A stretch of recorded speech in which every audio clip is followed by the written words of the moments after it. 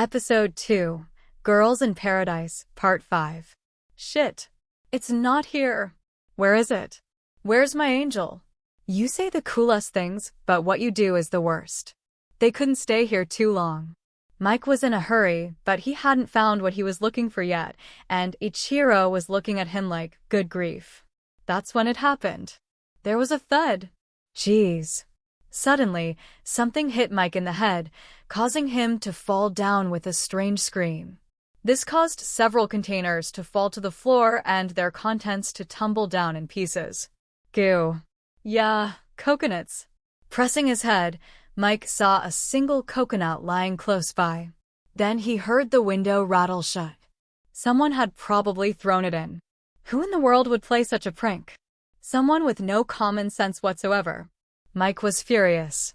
That's when he heard the voice. Mike, what are you doing? Mike shivered and shuddered. Sweat poured out of his body. Fearfully, he looked around. Apuesta.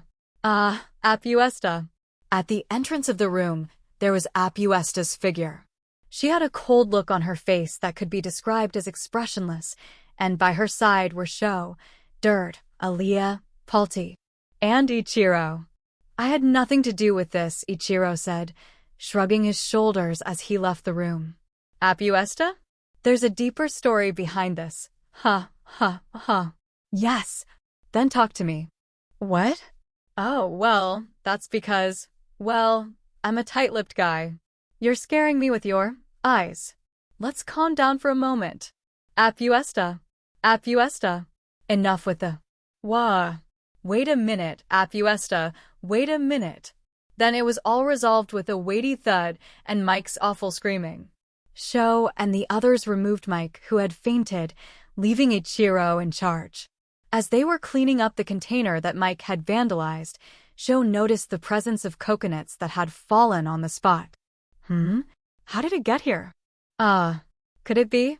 Apuesta said, as if she had thought of something. Aaliyah. Do you have your small explorer with you right now? Oh, I see. I do. I'll take care of it. Aaliyah immediately nodded and went back to the living room, followed by Sho and the others. She took out a compact device and a notebook from her luggage, opened the living room window, and unleashed the device. It flew quickly into the sky. Huh? What's that? You'll find out soon enough. Just watch. Aaliyah quickly used her laptop to run some software. Then an image of the surroundings of Apuesta's house appeared on it. Oh, that's it? When Sho finally understood, he found Myron hiding in the bushes in the image. She seemed to be doing very careful mimicry, but her prominent blonde hair was not completely hidden. Myron-sensei, what are you doing? I wonder if it's sensei hide-and-seek? Of course not, you idiot. Myron must have thrown some coconuts in and hit Mike with them. It doesn't look like she's coming in. What should we do? Well, I suppose I should thank her for stopping Mike, but, as expected, her hiding in the bushes was too suspicious. No one in the room wanted anything to do with Myron right now if they could help it.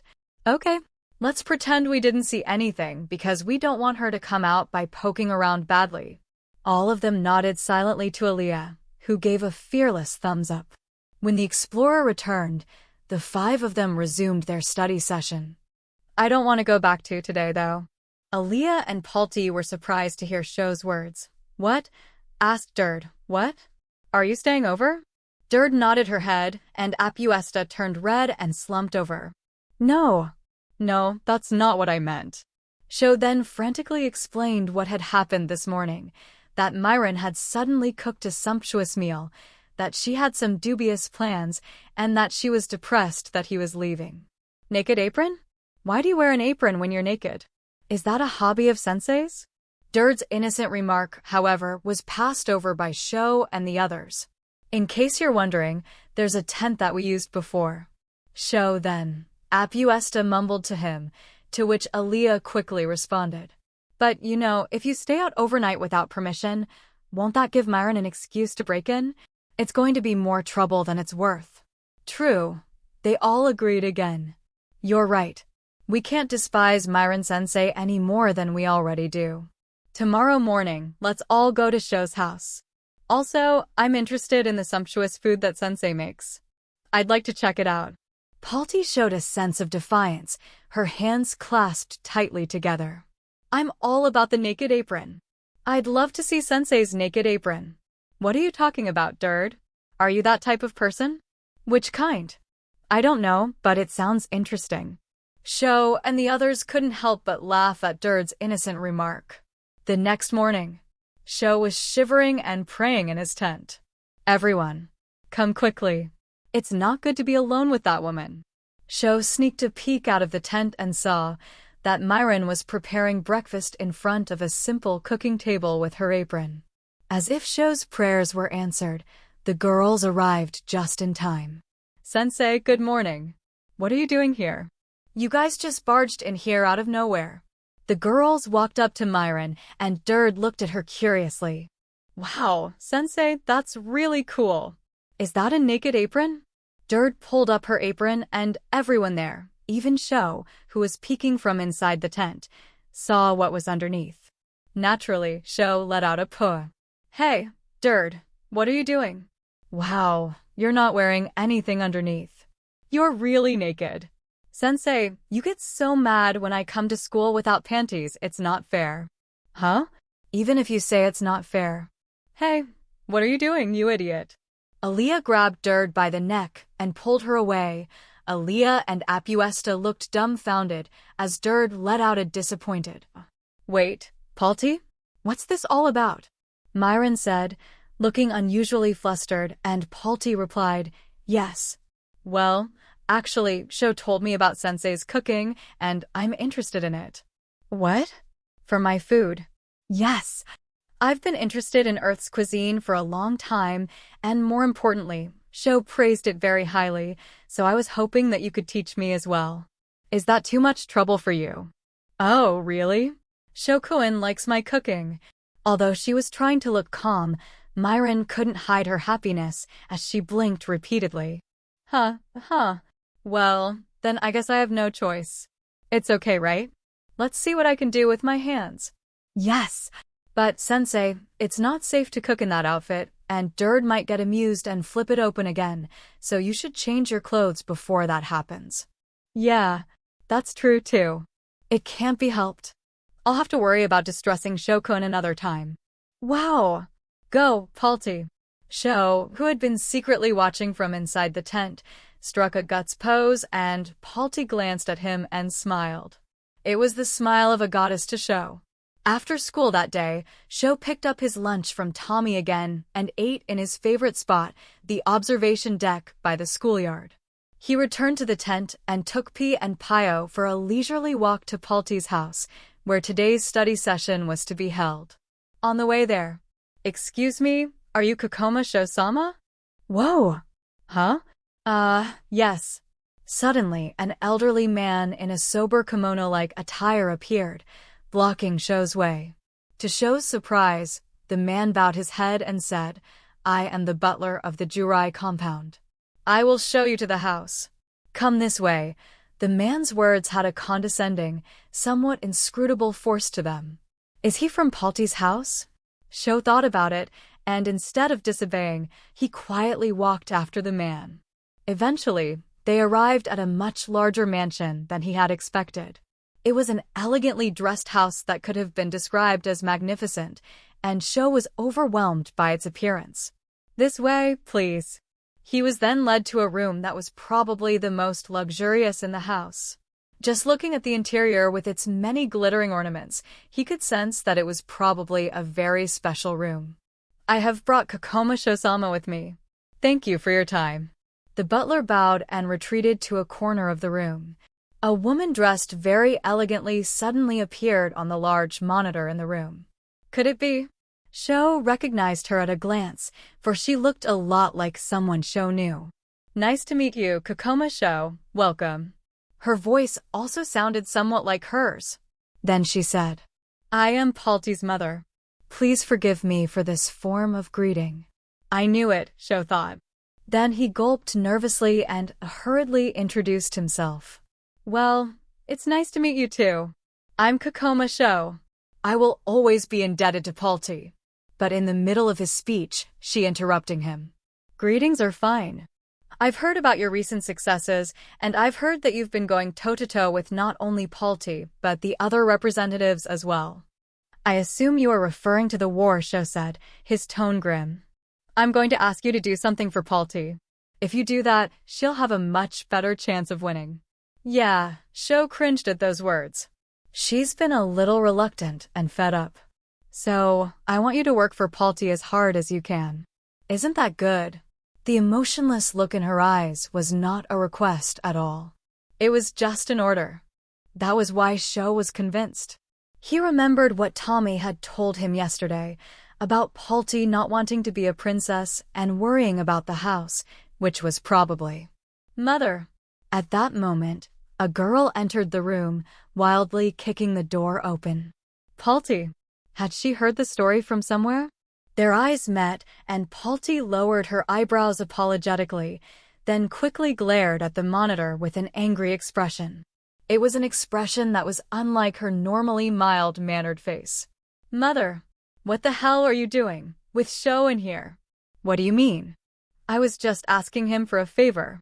A favor? Don't you think that's embarrassing? The woman on the other side of the monitor replied with a completely nonchalant face. What are you getting all riled up about? This is a good opportunity for him.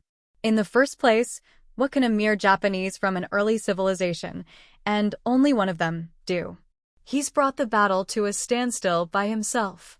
But from what I've heard, the use of that acoustic weapon has been banned. I'm sure you can already see the end of that person. If that's the case, it's best to surrender to my guild while he still can. What? Sho. Banned means. Yeah, it's true. Sorry, I'm late to tell you. Oh, I see. I understand. I'm sorry, but I'm done talking about this. Now, Sho, let's go. Palti took his hand. Then a voice came from the monitor. Kokoma Sho, you know that you are at a disadvantage. Now, come to my side. No, Mother. Kokoma Sho, you know you are at a disadvantage. But if that was all we had, we wouldn't be in this situation. What do you mean?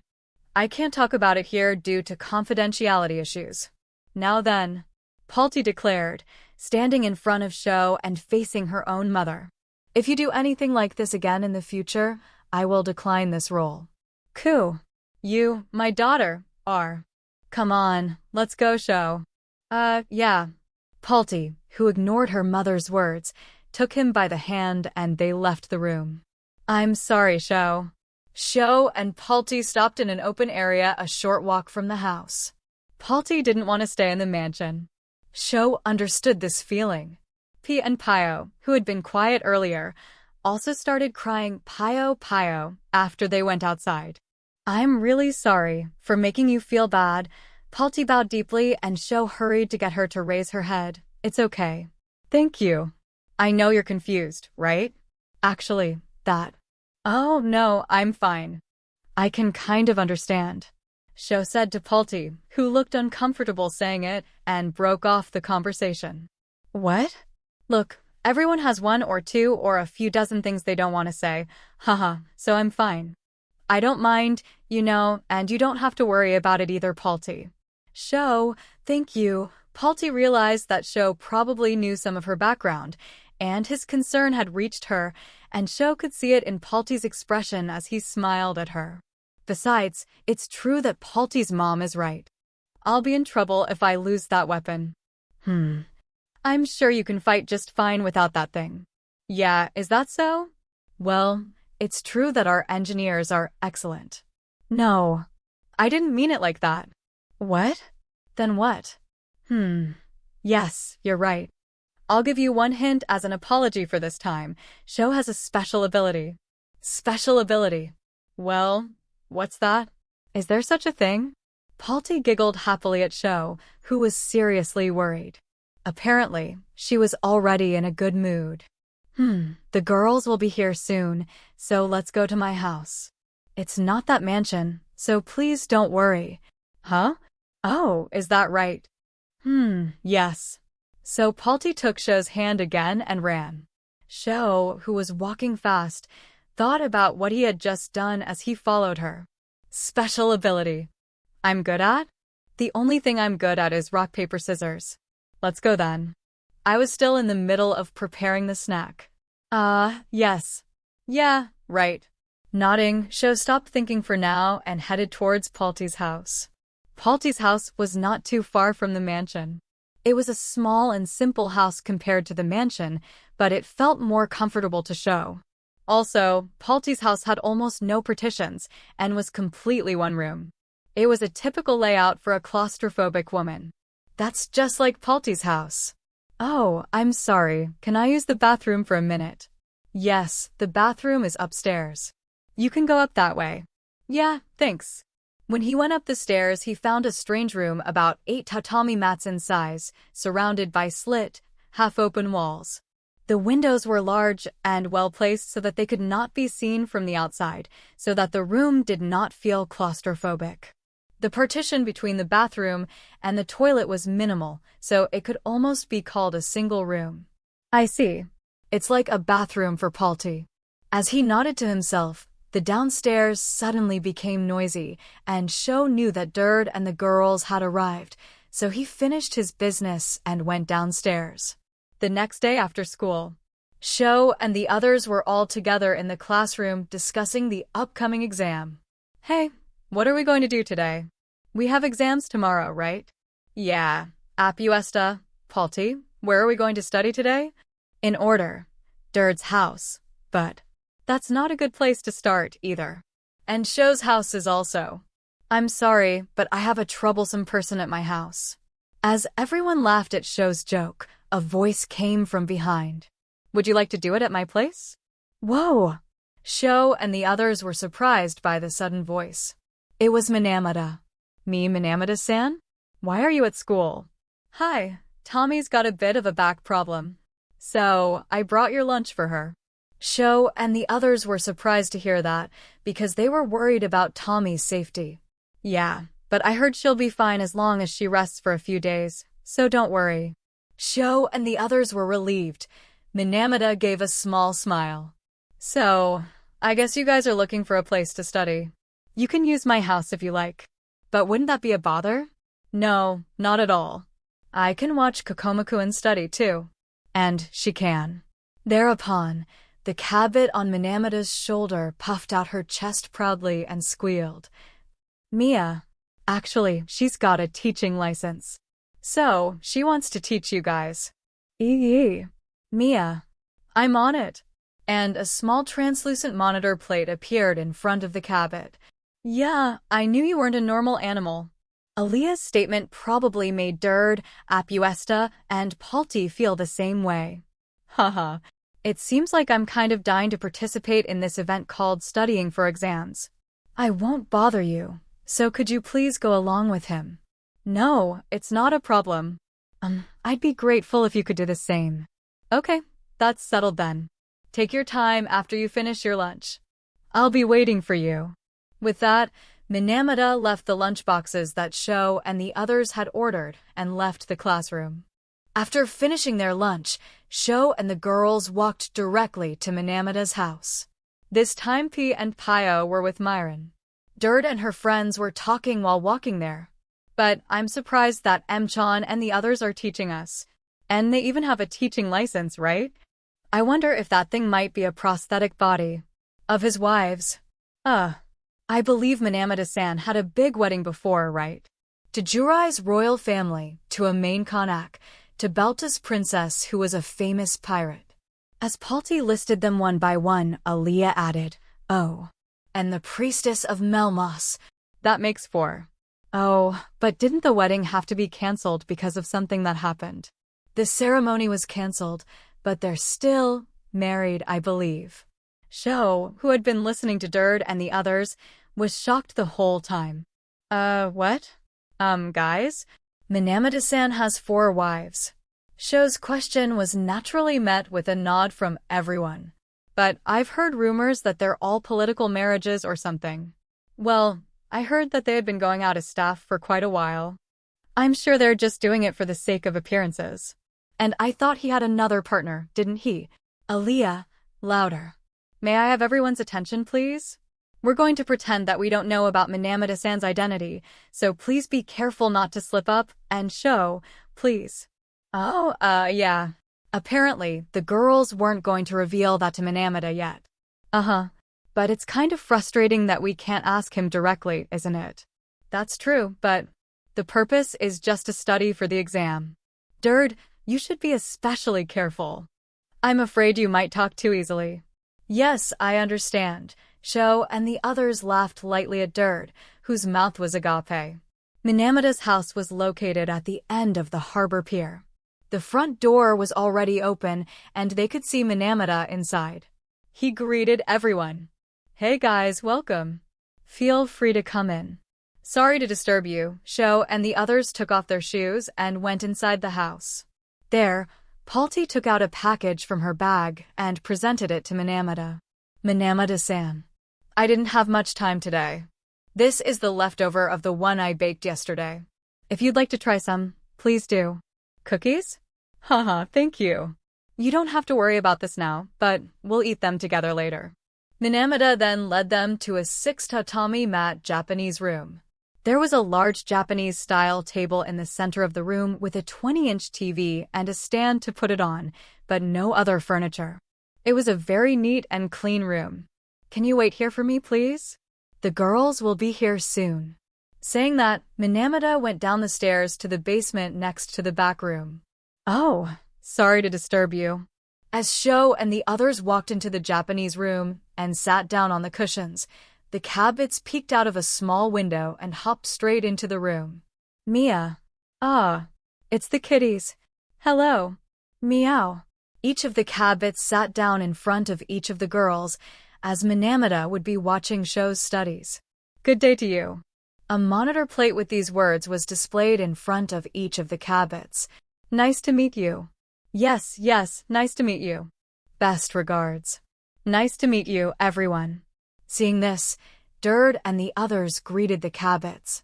The Cabots each responded with a Mia as well. Haha, looks like we're all set. Minamata returned from the basement with a large pot, cups, and a plate with the cookies that Palti had brought. Come now. It must have been hot outside. Minamata poured a pot of pale pink juice for all of them and passed it around. Bon appetit. Sho and the girls, who had walked under the blazing sun, drank half of it in one gulp. And then, delicious. Minamata chuckled. Haha. I'm glad you like it. There's plenty more where that came from, so don't hesitate to drink up. I think I've had this flavor somewhere before, but I can't remember. Palti seemed to be frantically tracing a thread of memory, whereupon Minamata explained. Oh, it's the pressed fruit of Jurai. It's a rare thing that's not commonly available. What? Sho quickly replied. But isn't that really valuable? Are you sure it's okay for us to be drinking it like this? Haha, it's fine. I have a friend who sends me a lot of stuff, so don't worry about it. Now let's start studying for the exam. Minamata made it sound as if it wasn't a big deal, but Sho and Palti were a little curious about what the thing was. Sue, I'm so tired. In the dusk, Sho and the girls were walking home from Minamata's house. Dird, the most exhausted of the group, mumbled to herself. Well, it was really tough, wasn't it? Well, I'm a good student, so I had no problem. But was amazing. He was very good at teaching. That's true. I felt that M-Sand in particular was a top-notch teacher. As for me, I would like to ask her to teach a class at school every day from now on. The four of them exchanged their impressions peacefully. Then the conversation turned to Sho. How is it, Sho? Is Minamata a good teacher? Yes, it was very easy to understand, and you teach based on your own experience, so it was easy to understand. I'm sorry, Myron-sensei, but I think Minamata-san is a better teacher than you. He laughed, and the girls laughed along with him. Myron is a genius in her own right, you know. I heard that geniuses can't understand what ordinary people can't understand. Isn't that it? Besides, she's really fast-paced. But then again, teaching is not Sensei's specialty. Sho and the others laughed again as Palti lightly followed up with Myron. Then Dird said, as if suddenly struck by inspiration. Ah, hey, guys, why don't we go visit Grandma Tommy right now? You know, if we go down this road, we can get to Grandma Tommy's store in no time. They all nodded in agreement with Durd's suggestion to just show up since it was already late. A little while later, they arrived in front of Tommy's store. What's that? Sho witnessed a strange scene there. Tommy's store, which was supposed to be closed, was open and many customers were crowding in. Sho and the others looked at each other, then looked into the store and saw that it was not Tommy sitting upstairs in the back, but Myron at the register, busy with customers. Oh, Sho-chan and the girls, did you come to visit me by any chance? Sorry about that. Oh, Tommy-san, huh? Why sensei? Myron noticed the presence of Sho and the girls and immediately shouted out. You came to make a house call for Tommy-san and got caught in the middle of it. Come on. Don't just stand there, help us. Thanks to you, I can't see her well. Before Myron could say anything, Apuesta was quickly heading towards the cash register. Sho understood what was going on, but seeing how crowded the store was and how cramped the checkout area was, anyone other than Apuesta would just get in the way, so Sho agreed silently with Durd, Aaliyah and Palti and decided to wait outside the store quietly. Apuesta's handling of the customers was superb, and with her entry, the processing speed improved dramatically, and the customers who had come to shop for dinner were gone in no time. I'm sorry about today, guys. Thanks for coming, everyone. When my back heals, I'll thank you with some juice for lunch. Tommy, who looked surprisingly healthy, saw Sho and the others off as they left the store. Sho and Myron soon parted ways with Durd and the girls. Sho was on his way home to prepare for tomorrow's exam. It was already dark outside, and the beautiful light of the moon was clearly visible. I'm tired. But more importantly, Shokuen, why were you in that place? Weren't you supposed to be studying at Durd's house today? Oh, no, actually, today? Well, I understand, but Minamata seems to be a good teacher, unlike me. What? You knew about this? Sho was confused by the sudden words, but Myron let out a and continued. There's no other reason why Sho and his friends would be passing by that store at that time of day, on their way back from Minamata's house. Oh, I see. You don't need to worry about it. My father used to tell me that I was unfit to be a teacher. That's not true. That's okay. I don't know what it's like to be a student who has trouble learning, and I don't understand what it's like to not understand. So, I'm pretty sure I'm not suited to teach anyone. I don't know, even a weakness like that sounds like a bit of a boast. Even I have my complexes. Probably every genius has one. Is that so? Geniuses and ordinary people are no different. Every human being understands things and situations by focusing on themselves. Both geniuses and ordinary people have their own ideals. It's only natural for people to have a complex when they compare their current self with that ideal. It's just a matter of whether the level of that ideal is high or low. Oh, I can kind of understand. But what is Sensei's complex? You're so beautiful, smart, and rich. That's just too high an ideal for me to understand. After a slight pause of thought, Myron gently averted her gaze and mumbled, What do you think of me as a woman? Yeah. Sho stopped in surprise at the sudden remark, and Myron stopped as well, looking back. From Shokuen's point of view, do you find me attractive as a woman? Hey, can you tell me honestly? Well, Sho did not know what Myron's intentions were and wondered how to respond. Then, he returned. Well, if you could just be a little more careful with your normal outbursts and behavior. Does that make you want to jump on me? That's why I'm telling you to be careful with that kind of language and behavior. You're right. Yes. The smile that Myron showed at that moment was just too beautiful. Under the moonlight, Myron's pale skin and beautiful blonde hair with a hint of blue, her well-defined face and jewel-like blue eyes, her collarbones stretching clearly from her supple neck, her breasts rising beautifully from the gentle slope, and her deep cleavage. Her figure was a mass of feminine beauty. Sho's heart skipped a beat. You want to jump on her? Goo-goo. Makes me want to pounce. Sho, who had fallen in love with her, honestly thought such a thing and fought against reason. Fortunately, he was able to suppress his impulses as Myron quickly turned and walked away, but if they had looked at each other a little longer, he might have hugged her. Well, now that we've heard DT Boy's valuable opinion, let's get home and have dinner. DT is superfluous. Oh, I have a side dish that Tommy gave me earlier today, so it'll be easy. Yes, I'll make dinner for you, so you can go study. Huh? Then, please do so. Huh. I have to do something like a teacher once in a while. The back of Myron's head looked like she was in a good mood. I'm like, living with such a beautiful person. Oh no. Sho quickly shook his head and ran after Myron, as a strange awareness almost intervened in the reality that he was living with Myron. The next day, the examinations at the school finally started. Sho and the others worked hard to show the results of their study sessions. As a result, hey you guys, tomorrow is summer vacation, but anyone with a makeup mark on their paper will have to come to school during the summer vacation. What a pain in the ass. Why didn't you guys get better scores? It's just more work for me to do during my vacation. It was the last homeroom of the semester. Myron grumbled at the podium and walked out of the classroom looking rather sluggish. It was an unbecoming comment from a teacher, but all the students in Sho's class were too busy worrying about test scores to care. Okay, I did it.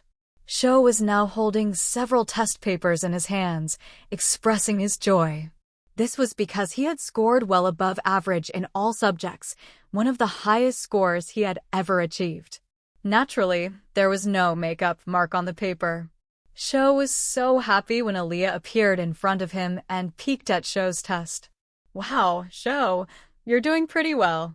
You're not as good as me, though. Aaliyah's test papers fluttered in front of her, all with scores over 90. Wow, that's amazing, Aaliyah. To Sho's surprise, Aaliyah proudly said, well, yeah. Apuesta and Palti also came to Sho's side. Sho, how was it? From the looks of it, I guess it was okay. Oh, Apuesta, Palti, yeah, I got a pretty good score. Thanks to everyone for that. Thank you. No, we didn't do anything. It's because of Sho's hard work. Yeah, I guess so. Oh, you two got good scores too, right? At Sho's question, Apuesta and Palti looked at each other and nodded. Yes, Apuesta and I both received reasonable scores. The only remaining thing is... And finally, all eyes turned to. She was propped up on her desk and wouldn't wake up. Dird. Hey. Dird, you can't be... Fearfully, Aaliyah walked over to her. Then Dird got up with a bang. Oh! What should I do, Aaliyah? I got red marks in almost everything. Almost everything has a makeup mark. Ugh. I don't know what to do. You taught me so much and now I got the score.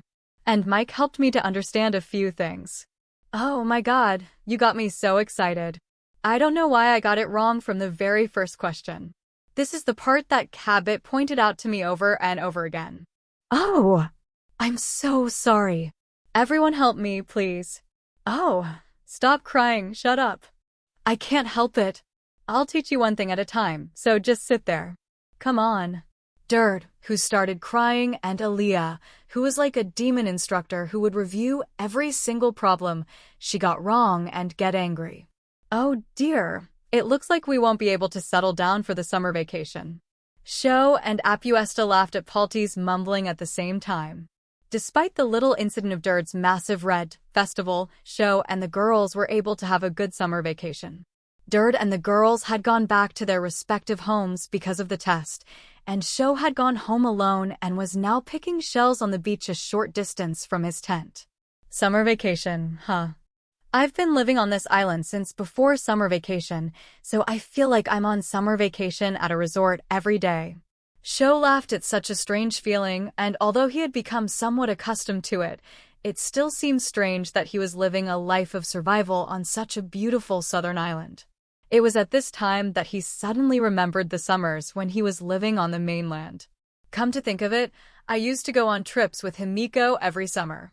If that were all, it would have sounded like a real-life experience, But the reality was different.